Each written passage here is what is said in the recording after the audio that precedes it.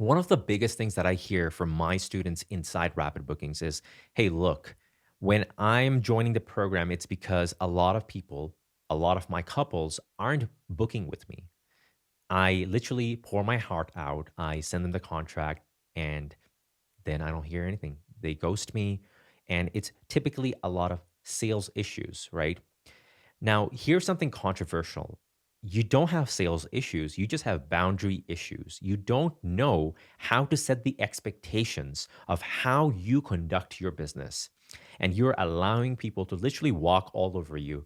And that's showing up as a sales issue. This is why people are telling you, let me think about it. Let me talk to someone. Or, yeah, I've got your contract. I'll let you know when I'm ready to sign. It's like literally the ball is in someone else's court and you have no control over what you're doing. And look, it sounds harsh, but it's because you're allowing people to literally walk all over you, like I said before, because you're not standing up for what you truly believe in. You might not even have sat down and thought about, you know what?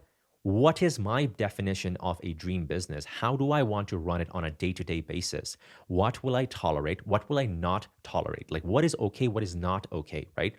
Because at the end of the day, what business or sales is really all about is just a human to human relationship, right?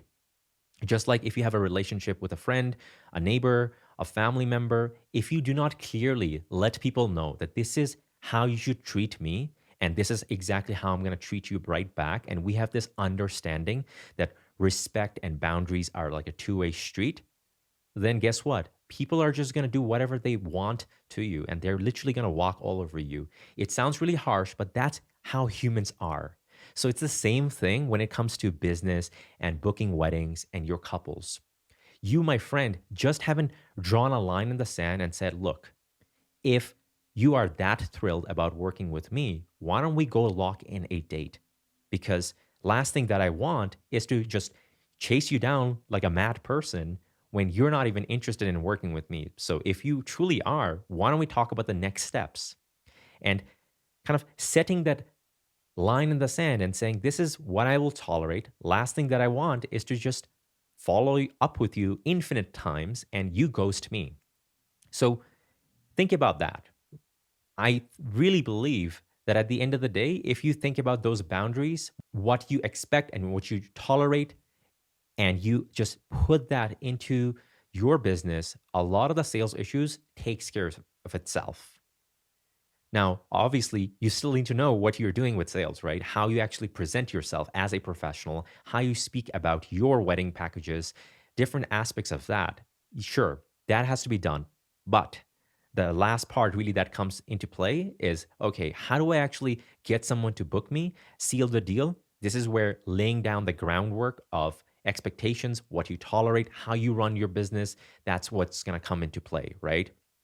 Just a quick example, like there's two types of restaurants out there in the world, right? The fast casual, where we go walk in, we order food, and then we pay, and then we go sit down and we eat. Now, there's the other types of restaurants where we order food to a server, they bring the food out, we eat, and then we pay.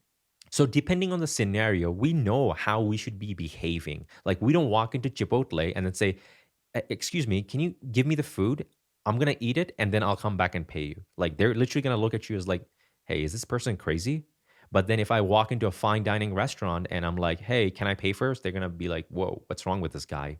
Right? So we know how to act depending on what the business has laid down as the kind of the foundations of the business. So the problem is if you're getting ghosted, if you're hearing like, yeah, we're going to work with you, but goodbye, never hear back from them again, it's because you haven't really clearly established who you are. So people just don't know how to treat you. So instead, if you just go back into your kind of the marketing foundations, into your sales foundations, and think about like, okay, do I want to be fast casual like Chipotle, or do I want to be kind of a fine dining establishment? Depending on that, you can definitely craft an image of the brand, position yourself properly, and then lay down those expectations and watch how people will magically just now behave appropriately. And it, my friend, starts with you. It sounds crazy. And I know it's tough when you don't have a ton of leads, when you don't have a ton of weddings booked. But trust me, change begins with you. If you don't stand up for your business and say, this is what I want, this is how I want to run my business, trust me, no one's going to come through the door and just give you and hand you over your dream business. You have to create it first. So again, change begins with you.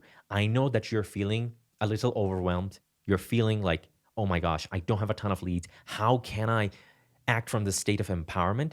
But I promise you, step into courage just a little bit. Stand up for what you think you are worth, and then watch what's going to happen in your life, in your business. Magically, a lot of things are going to shift. And then from that point on, you can figure out the rest. So I really hope this video helped you, and I wish you all the best. Go out there, live out your best life, and become the business owner from an empowered state, not a place of scarcity.